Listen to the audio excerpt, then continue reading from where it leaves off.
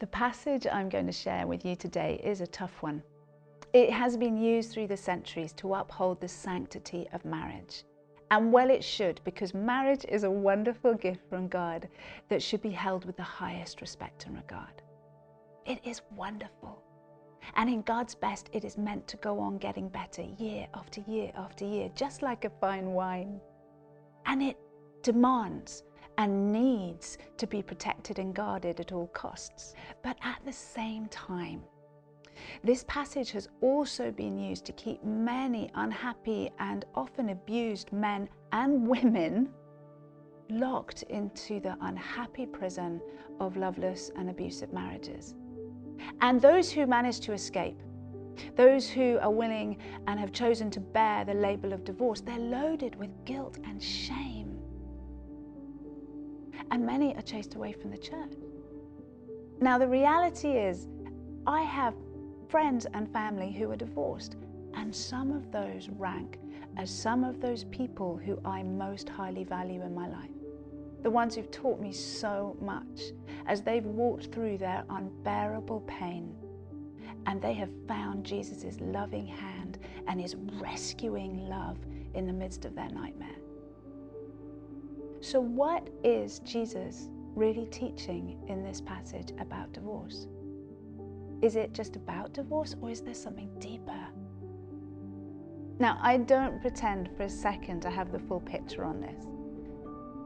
But what I see, as I've learned and as I've meditated on it, what I see and what I hear is this fierce love and protection for women that shines through Jesus' words.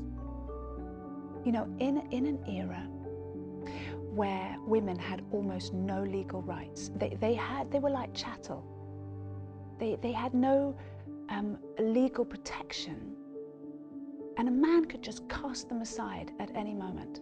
And they would have to be forced to bear the label of divorce, and then they would be dependent on other men's mercy for their protection. It was into that climate that Jesus spoke these words.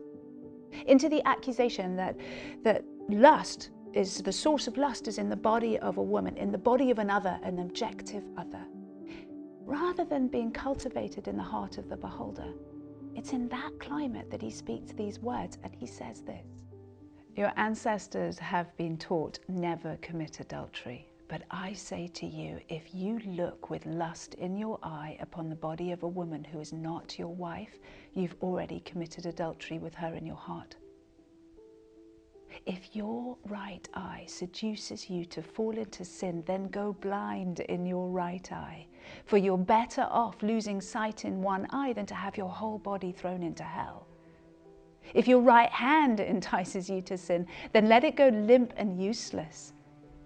For you're better off losing a part of your body than to have it all thrown into hell. You know, it's been said, if a man divorces his wife, he must give her legal divorce papers. But I say to you, anyone who divorces his wife for any reason other than infidelity, he causes her to commit adultery. And anyone who marries a divorced woman commits adultery. Do you hear Jesus' fierce protection of women? These are not ones to be cast aside. These are ones to be cherished and loved and protected. And do you hear his fierce exhortation to us to take responsibility to guard our own hearts and not think for 1 second that God does not see the secrets of our hearts and doesn't see what is being cultivated in there? And all that extreme language about gouging out eyes and cutting off hands and the flames of hell, that's all hyperbole. That's to underline the extreme seriousness of this principle of cultivating hearts of purity. You know, as radical and countercultural as Jesus was, may we be as radical and countercultural in our commitment to cultivate purity in our hearts.